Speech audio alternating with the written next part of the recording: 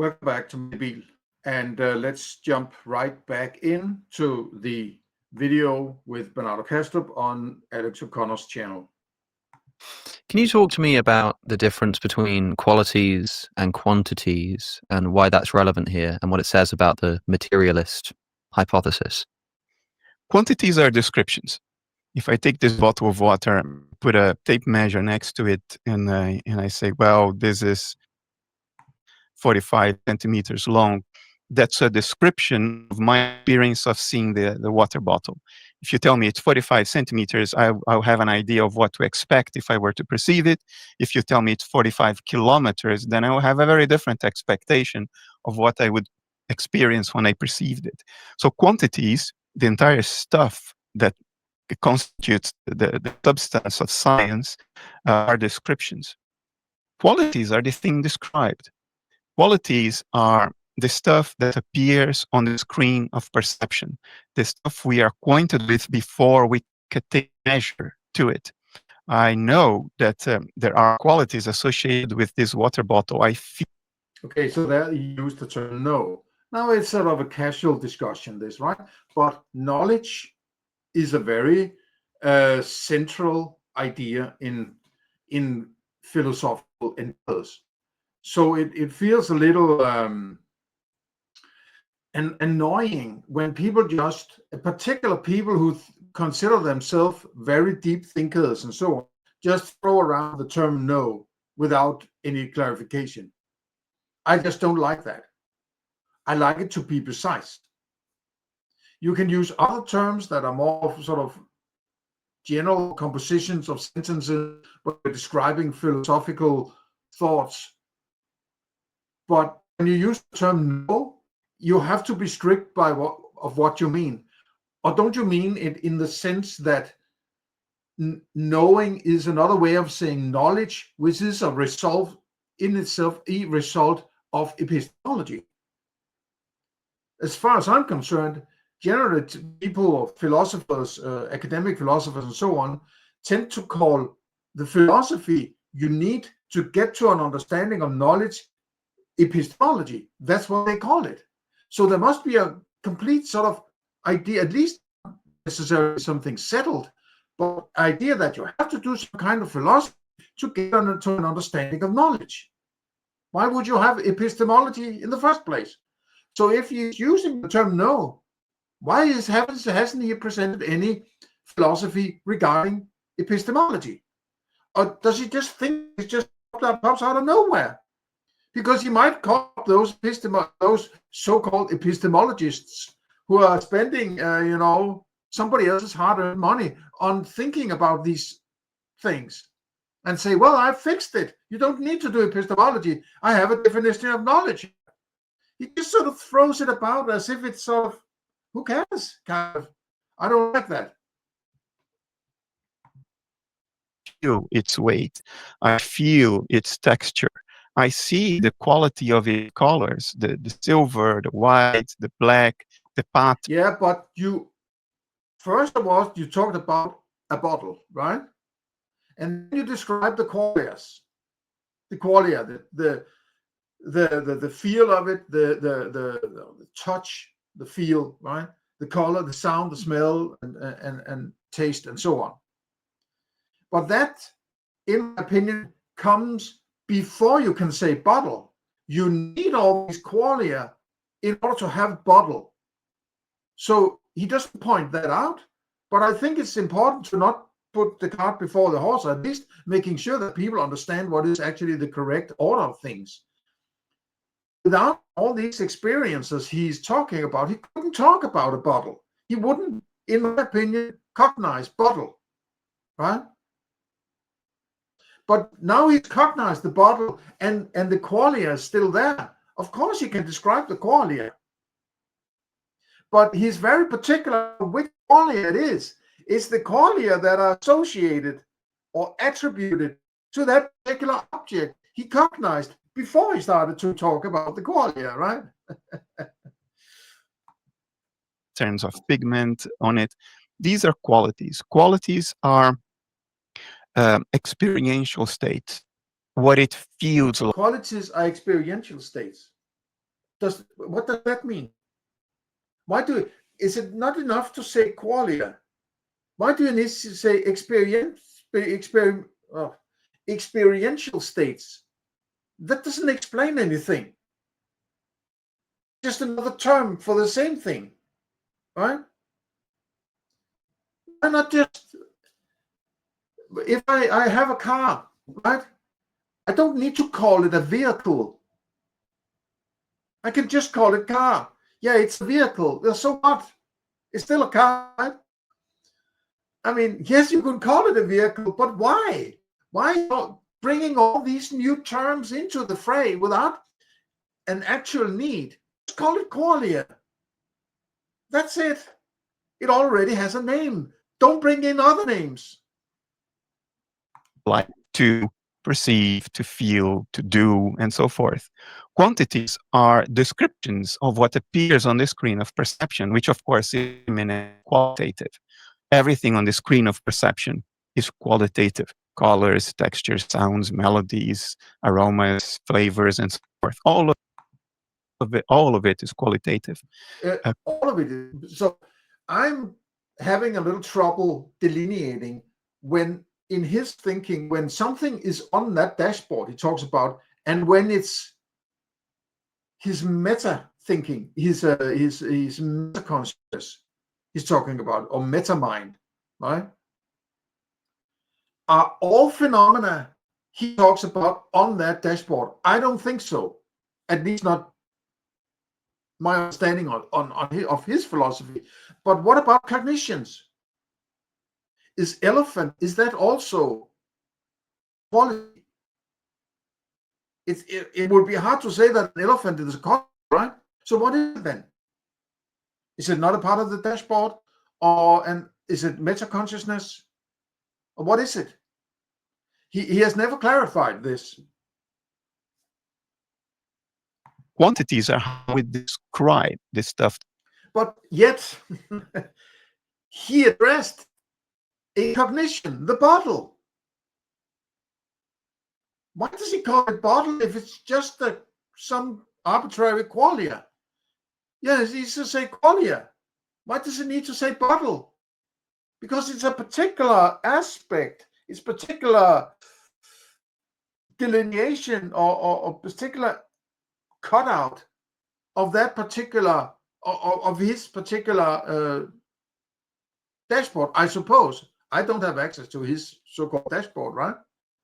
So why is he not just talking about all the different colors, sounds, and taste, and touch, and smells, but instead focusing on grabbing this and showing it to the audience, so to say, and saying bottle, right? There is a cognition going on there. And he doesn't address these cognitions. Elephants, bicycles, and so on. Why not? The Alex O'Connor, referenced the microphone, right? That's another cognition. They talk about, but he doesn't address it in his ontology or metaphysics. It's not clear, at least to me, right? And this is basic. I mean, this is somewhere where all the discussion of Plato's forms and such comes along, right? He doesn't address it clearly, in my opinion. That appears on the screen of perception. Now, what is cruel about our cultural situation is that culture. What is culture in your in your ontology / metaphysics? What is that? Isn't that a dogma you're bringing in? I don't have culture in my philosophy. Right? It is just, if you're dealing with fundamental aspects of your thinking and your experience and so on, you can't just out of the blue in the beginning start to talk about culture, in my opinion. That is some kind of weird abstraction that is insignificant and basically not important, right? It might be important in some aspect to deal with your dogmas, But we're not dealing with your dogmas. We are dealing with that dashboard you talked about, right? Even though we all start from qualities. 300,000 years ago when... Oh, we all start with qualities. Well, what do you know, right? What do you know? He's basically saying my philosophy's starting point is correct. We're starting with qualities. That's the beginning. That's the reduction base. He basically says it out right here, right? And you can go and check my philosophy. There's linked below, right? We start with qualities, which is color, smells, color, sound, smell, touch, and taste, right? He brought in maybe a few other terms that might be a part of my reduction base, but it starts with the qualia, basically. That's what he says. Why don't you take a look at my philosophy, right? when Homo sapiens took the first step, well, maybe a little longer than that. No, but took the first step. That is some kind of idea you have. That's not a part of that dashboard, right? Just to be clear. No, all we had were qualities. And then at some point, a couple of 100 years ago, we discovered it was very useful to describe these qualities through quantities. And now we call them these are quantities. What, a couple of 100 years ago?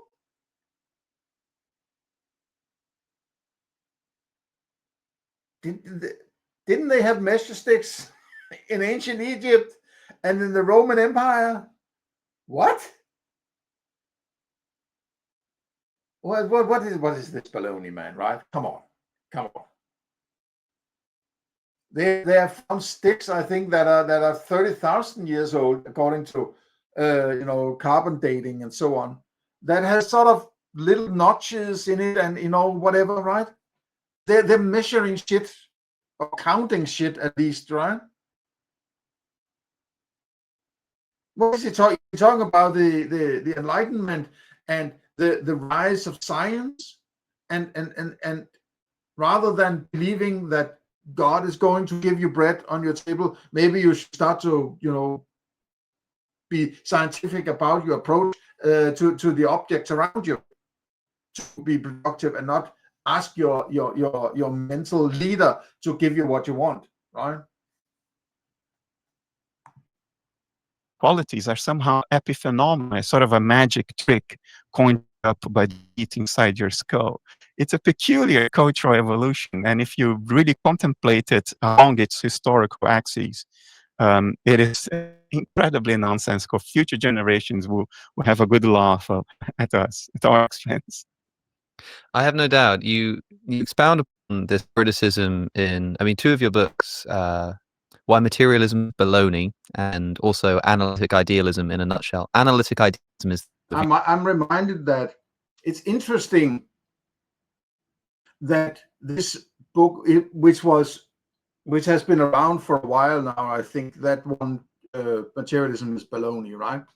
Which has been around for, I don't remember exactly, but something like 6, 7, or 8 years, something like that. It's been around the block, right? And he's basically trolling materialists, right? And I don't necessarily, I would like to think that either. In that sort of well-founded way, you could say, right? If you can add some argumentation to it, it's fine. And he started that ball rolling, sort of at least he was one of them, right? So trying to get the shovel under materialists, naive realists, and scientists who basically usually are materialists in a metaphysical sense. That he calls sort of materialism is baloney. It's sort of poking fun at people in a way, right? But then he was on that Jim Uncle interview podcast with that guy Tim Maudlin, where Bernardo Kastrup says something, and then Tim Maudlin says, "Well, that's silly," right? When Bernardo Kastrup presented his sort of introduced his thinking, and Bernardo Kastrup went completely mental, and called him all sorts of names, and and say he's not going to do this interview, and he's an asshole basically, and so on, right? It was acting like a spoiled little narcissistic princess. Well, Tim Motley called his philosophy silly, but he has basically started the ball rolling years ago by calling materialism baloney. So what's the difference, right? He's a little self-absorbed, narcissistic bitch, in my opinion, right? Your worldview. And you press this point, I think, quite powerfully, that once explained seems actually a little bit obvious. That, yeah, we sort of describe the world in terms of mathematical formulations. It's weight, its extension, its length. There it is again, the world. What do you mean when you say the world? Bernardo Kastrup just says that he thinks that the beginning is the qualia, right? Then from that qualia, which must be not the world, but your world or his world, how do you get to the world from his world? Are you talking about your own world now and just calling it the world as if you're some kind of solipsist? It's this kind of, they're talking past each other. From this starting point, they have no idea, basically. I mean, they might have some grasp of what they're saying, but when we try to piece it together, it's a Frankenmonster, right? That kind of stuff. But the thing in itself has to precede the evaluation and description of and prediction about the behaviors of the thing. The thing itself has to exist in the first place. And yeah, the thing itself, but what makes you able to talk about a thing in itself? Isn't that dogmatic? Because Bernardo Kastrup just said that the beginning is experience. I would call it qualia, right? To be precise. As you're not challenging that and saying, hang on, mate, is that really the beginning, or is there something deeper than that? He didn't challenge that, but he sort of starts to talk about the thing itself. But that must be before the experience of it then. But what if the starting point is the experience?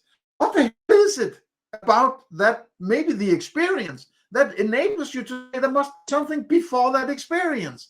Why? What is it? What part of the experience, or whatever it might else be that you're referring to, that it enables you to say, aha, there must be something itself in itself? I have never seen any coherent argument.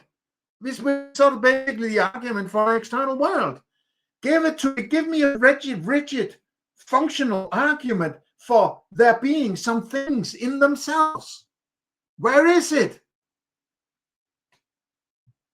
You've heard this before, to going like hiking in the mountains and using a map and being like, you experience the mountains and you try to describe very accurately the topography of the mountain range on this piece of paper, which you call a map. And then somehow people have begun to think that instead of the map being, emergent of the mountain, you had the mountain and then you made the map out of it, that somehow the mountain sort of mysteriously comes out of the map, that the map is the only thing we have, and that the mountain is just emergent from this descriptive thing that we came up with, like 10 years. But it's kind of an analogy, or it's not a metaphor. I think it could be an analogy. You have to be careful you don't misunderstand this, because when you're drawing a map of something, you're painting or creating a God view map of the mountain, or whatever it is, right? You have both the mountain range and the painting, or the drawing, or the whatever sketch it is, right? The atlas. You have both of them. But the point is, if you start with experience, you don't have that external world, because you started with that experience, as he just pointed out. That's where you start. So you can't all of a sudden, without any clarification, talk about some mountain range out there. The thing itself, mountain range, that appears as a mountain range on your screen without clarifying how to get to the understanding that there is something beyond that screen. You need to clarify this. This step is sort of just brought in as a dogma.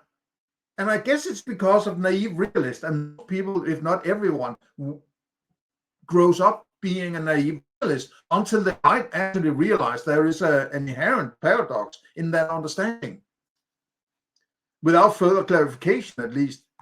Years ago. And not only that, you're doing it while you're stood on top of a mountain. You know? Exactly. And we are stood in the face of perception. We experience things as qualia, as the philosophers call it. You know, we experience colors, smells, and tastes, and it's a complete. I love. We experience qualia. Exactly. That's what you have to work with, right? And if that's the starting, it's that you have. It's because you're working from the idea and a dogma you have already created. You're placing yourself as a subset of a larger picture, but that larger picture is dogmatic. It's not something you experienced ever, right? So you have to argue why it's there. If you want to go with the dogma, at least you have to say, yeah, I'm using an external world, but that's dogmatic. I cannot argue for it, right? And if you can argue for it, I would like to see that rigid argumentation that enables you to say, aha, there must be an external world. It's not this balancing between just taking shit for granted and having to argue for shit. If you can take an external world for granted, why can't you just take everything for granted and say, that's this, that's this, that's this, shut up, right? Why do you have to write ridiculous amounts of philosophical books and texts and papers and so on in order to fly fuck little minutiae over here if you can bring in an external world out of nowhere without any clarification?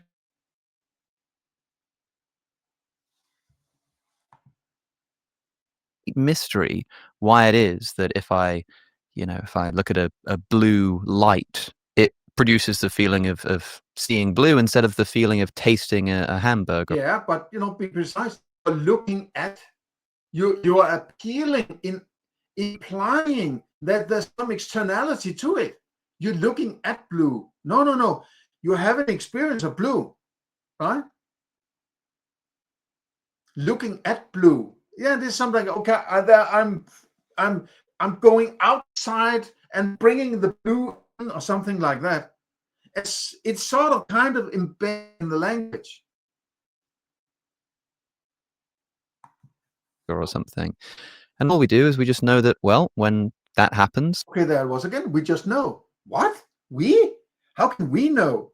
It must. No. We, right? There's you that can know. Right? You might say that some have the dogma or the axiom you're working from that somebody else, if you're operating with the idea of an external world, and that external world might have entities like you that can have these kinds of experiences and having knowledge in the same way that you have knowledge, by the way, which you never defined what you mean by knowledge. And it gets this loose throwing around terms that haven't been settled for 3,000 years, man, right? As if it's just the knowledge, right? We all know this, right? It's kind of, I would say it's bordering on ignorant and even stupidity.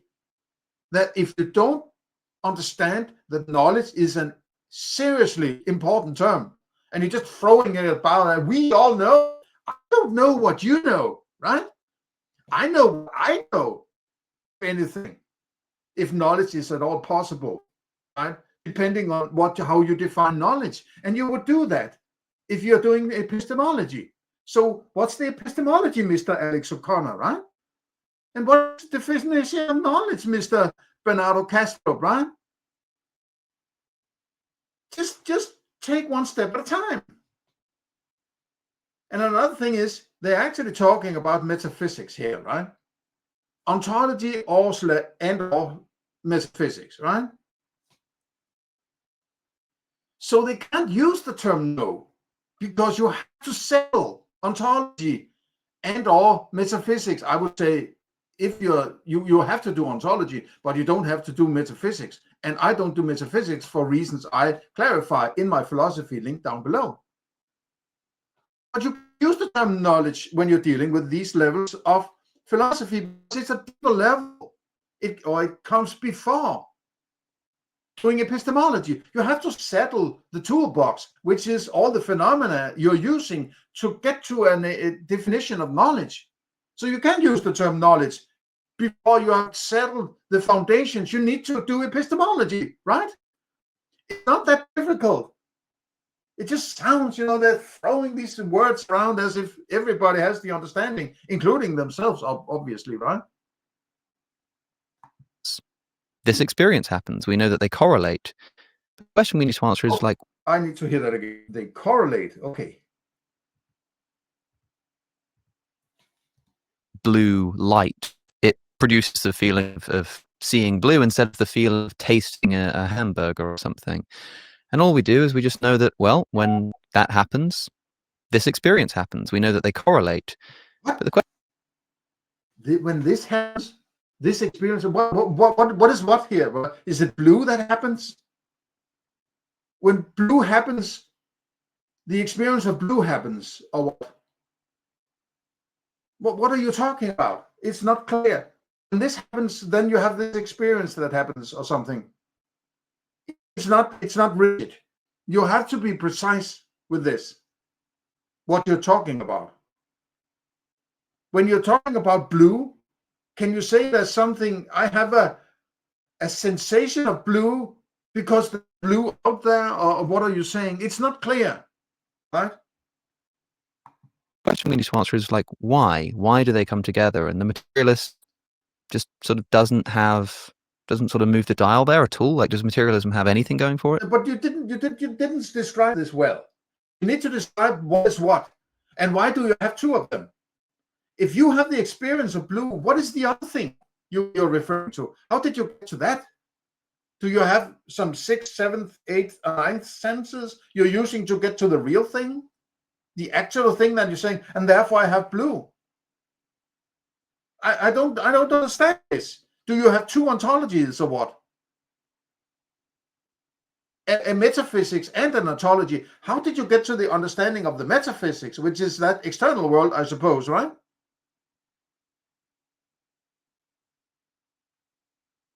So it's confused. It's very confused. I don't think materialism has anything at all going for it. I think it is a artifact of a socio-political dynamics that... Okay, so socio-political, and now we have to bring this sort of culture into it. Well, blah, man, right? Who cares? Address the argumentation or address the paradox built into it so people understand it's paradoxical. Who cares about political bullshit, man, right? Unfolded a few hundred years ago, 300-400 years ago. No, now it's not 200, now it's 300 or 400 years ago. Who are these people started measuring? What the hell is this? Who are these people who all of a sudden convinced everybody that the map is not the territory or whatever? It doesn't do anything for us. It has zero explanatory power because all we have as far... Okay, so zero explanatory power. Okay. So now he appeals to, these materialists, they're stupid. They can't explain anything. Implying that, okay, then he must be able to explain something then, right? It would be stupid to say these people have a different metaphysics than I have, and they can't explain anything. And then say, well, I have different metaphysics, but I can't explain anything either, right? That would be kind of ridiculous. So he's implying, of course, he can explain something. That you come over to the camp, right? The Bernardo Kastrup camp, because he can explain shit, right? I honestly would say you can't explain anything. You can at most decide for yourself what to do about it, right? can't explain anything, right? How do you explain the color blue, which is the starting point, or one of the starting points of his, right? How do you explain blue, Mr. Bernardo Kastrup, right? Explain blue, please. He can't. As far as pre-theoretical is concerned, are qualitative states. Well, materialism doesn't explain a single qualitative state, so it doesn't explain anything pre-theoretical. It only explains its own assumptions in a circular way, contradicts empirical evidence emerging from foundations of physics, from the neuroscience of consciousness. It is circular. I think it is logically inconsistent. It is incoherent with an overall model of what's going on. So no, I don't think it does anything for us. It's a bad habit of thought that arose out of social political motivations. The church was in Europe 400-500 years ago the most powerful institution, and it would repress anybody who threatened its power, and it's Yeah. Oh, there's in these people who ran around indoctrinating you with mental disease, and they controlled everything. Okay, but then there were these people who started to measure. They started to measure, and they couldn't explain anything. Yeah, but how about dealing a bit with this sort of the Spanish Inquisition, right? That aspect that try to kill people who try to measure shit, right? How about that, Mr. Bernardo, right? Nobody is in religious woo-woo camp, right? Who need to bring in religion or defend religion using his metaphysics. That's what I'm hearing, at least, right? With a few scientific aspects thrown in for good measure, so he doesn't rule out his daddy, right? That's what I'm hearing. It's a peculiar form of power, because here we have an institution that dominated the European continent for 1,000 years and didn't have an army, except perhaps for the couple of hundred years of the Templars. But they were an army meant to fight people elsewhere, not to enforce the rule of the church. So that power was entirely based on ideas, expectations, theories, beliefs. And it was important for early science to carve out a space in society for it to exist without being burned at the stake, like Bruno was in 1600. Okay. So how do you deal with these people and religious thinking where they fucking burn people on a stake? How do you deal with that? Why don't you address that kind of, culture shit, right? Influencing people for 1,000 years and burning people who they don't like. He doesn't address that in this sort of moral fashion. This disclosed moral approach, but then these measuring people came around, right? And they carved out the space where they're not explaining anything, right? But for 1,000 years, there was this institution fucking with your brain from childhood on, right? And burning you at the stake if you did something you didn't like. So it made sense then, as a social political move, to say, well, there is this other realm, thesis or physics, that is separate from psyche, or soul, mind, consciousness, spirit, whatever you want to call it. The original word in Greek was psyche. And therefore, if we do physics, we are not threatening the church, and the church doesn't burn us at this stage. No, because what religion is threatening you, Jesus is out of you, right? To make you conform. Threatening you with hellfire, eternal hellfire, if you don't behave, right? It's striking fear into you. It's not true. The church is not concerned with measuring shit, right? They want to control you and strike fear into you, so you subordinate yourself and hand over your shit to them, right? The same thing that government's doing now, right? They're basically just stealing your shit and threatening you. The problem is that around the 19th century, middle of the 19th century, we started actually believing this. The founders of the Enlightenment didn't believe it. Diderot was very clear-eyed that materialism didn't work. It was a tool against the church. But by the time Nietzsche was running around writing, we actually believed that stuff.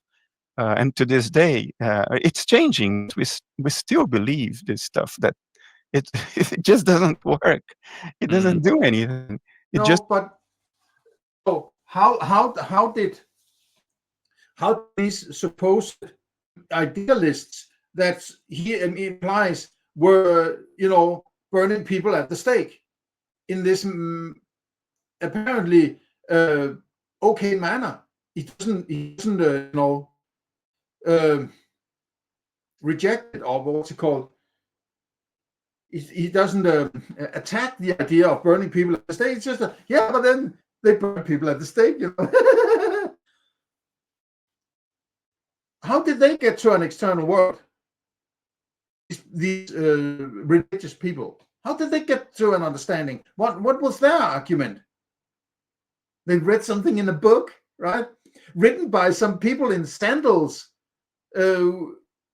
eating, rancid meat all their life, and walking around in the desert in the Middle East, writing shit, coming up with shit, half crazy on what kind of mushrooms they ate or whatever, right? And somebody claiming to be the son of a god. I mean, yes, of course we have to enforce that shit, right? Just leads us to insoluble problems and incoherences. We'll get back to the show in just a moment, but first, if you're a regular viewer, you'll know that for some, and that ground micro leanings, seek bias, stuff. This for people listening. We're kind of talking about consciousness and mental states. This isn't just a view. Materialism doesn't account for like consciousness or like the brain and the brain's production of emotions and stuff. This is a view that materialism doesn't explain anything, like not one thing whatsoever, because what materialism does is it describes. And my favorite example of this is Isaac Newton himself, who sort of realizes that the same thing that causes like an apple to fall to the ground is the same thing that keeps planets in orbit around each other. He realizes it's like the same thing going on. So, this is sort of universal force, gravity, and he perfectly mathematically describes it, inverse square law, all of this, writes the Principia Mathematica, absolute brilliant work of undisputed genius. And the Scholium to the second edition, he writes explicitly, as for what this gravity thing is, as for like why it does this, I've got no idea. Like, who knows? I don't know why it's doing it. All I'm doing is just yeah, but then you should rest it there, because you can't get to it, right? You can't get to an explanation, because you have these qualia and your cognition on top of that, in my opinion, which are the elephants and the bicycles and so on. And when bicycle moves past elephant and does this and whatever, and planet and apples and so on, you sort of, there's a pattern here, it seems. Okay, why there's a pattern, I can't get to. I can just observe this pattern. It's the clearest kind of statement that points out you can get to this explanation. As much as you might want to get to an explanation, you can't get to an explanation, because an explanation must be before that which is the starting point you have, which are the qualia. So just let it fucking be, right? Trying to find this mythical explanation takes away all the focus from actually just philosophizing about what the hell do I do with this, right? Describing the relations between things. So to say that materialism doesn't explain anything, I think isn't to like insult it exactly. It's just to point out a category mistake. Materialism can't explain. It only ever describes. It describes quantities. It describes extension. It describes weight. It describes distance. It describes all that kind of stuff, behaviors. But if you ask a physicist, even a physicist, like what actually is an electron, what actually is a quark made out of, they'll Yeah, but you might ask, why do you need to know that? Right? I don't need to know what a banana is in order to eat it, do I? I want to know what a banana is. You can say it's an interesting thought experiment to do, yeah, whatever, but you still need to have the qualia and the cognition of banana in order to find it in the grocery store or wherever you might find your bananas, right? Where I live, there are no bananas out in the wild, right? So, and how do I eat it, and how do I prepare it, how do I slice it, and so on? What do I do? Should I buy a banana? Should I not buy a banana? So these are more important questions than what the hell is a banana, right? What is it with these people? It's like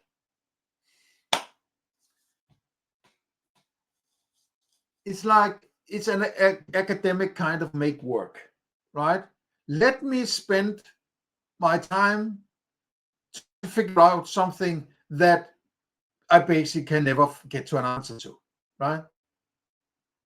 And you should pay for me, right? It's this level of stupidity, in my opinion, because you have just said that you can't get to it. He just said that, right?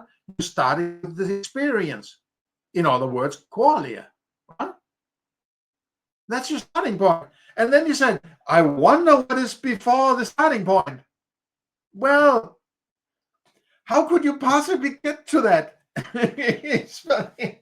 If you have been locked inside a box all your life, and there seems to be no fucking way to get through that box, you can wonder all you want what might be outside that box, right? You can sit there and wonder all you want. You can never get to it, right? No. Only ever be able to tell you what it does. They'll tell you something about its charge or something about its mass, which is also defined in terms of what it does. So we've got this kind of problem here, right? That this modern common scientific idea that materialism will save the world and explain everything kind of doesn't explain anything. So there's like a bit of a problem, like a gap going on in our thinking. I think I would disagree with you when you say. No, but it's the inherent problem of this paradox of thinking that you're describing an external world. They're bringing in, as everybody seems to be doing, including these two people, right? Bringing in the idea of an external world. And then say, yeah, but I'm not having the experience of that external world exactly because it's external. So I have my internal world in that sort of describes that external world, right? So it becomes embedded in the thinking. If you're describing the patterns of the cognitions on your so-called dashboard there, right? The elephants move this, the apples go this way, the planets does this, and the planets does that, and so on. Come up with a formula that potentially could predict how it would unfold in the future, supply that it will do it the same thing as it did in the past. You're sort of, yeah, you're describing the behavior of that dashboard, the cognitive aspects of that dashboard, in my opinion. But you're not describing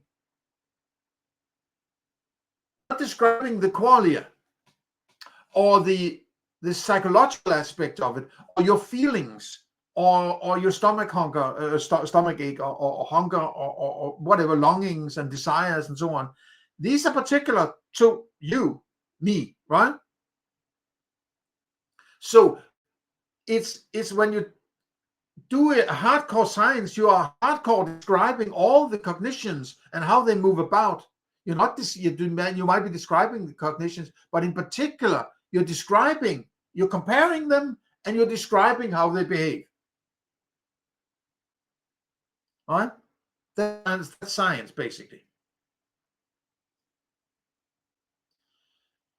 But that doesn't explain why there is a cow. It doesn't explain why there's blue and what it is. It doesn't explain why you have a stomach hunger, or why you have the sensation of hunger. Why is it hunger, not something else, right? So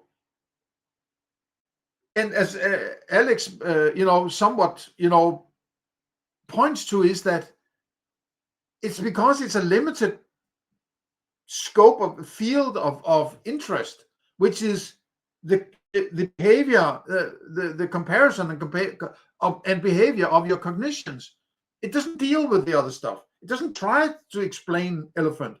It says if you have an elephant and drop it from an apple tree, it will fall the same way as an apple, right? And that's basically sort of, yeah, it's more helpful to deal with bananas than trying to come up with an explanation of the color yellow, right? And that's why they're sort of talking to each other, right? The materialist might also be deluded about how much they can actually explain using this science, right? If they have the sense that they are explaining everything using science, they're completely deluded, right? But the other delusion of idealists is they think they can explain elephant or explain blue. Both parties are deluded, right? But it's not a problem that materialism doesn't explain anything. I have the following idea. I know some people don't agree with what I'm about to say, but to me, it's self-evident. Okay, so what? Somebody disagree? I mean, why do you care? Right? You're doing your ontology/metaphysics here and explaining it. This is your philosophy. Why does it matter? Why does it matter that somebody might agree or not agree? Right? If they don't agree with you, I might take a look at their philosophy and not just saying, well, that's somebody who disagrees. Be concerned. If they disagree, it might be warranted. There might be some problem in your philosophy somewhere, right? Materialism is a metaphysics. It's a statement about what nature is and isn't. It's the statement that nature is what we can measure, and it isn't fundamentally mental in any way whatsoever. Whatever it is not mental. This is a metaphysical statement. It's a statement about being. Metaphysics, that which stands behind physics, that which is, as opposed. But would be careful not to put too much understanding into the terms used here, because it's an old term going back to Aristotle. The meta means something before physics or something like it, and then it has become a generalized term used for describing an external world on these aspects, at least, right? So it's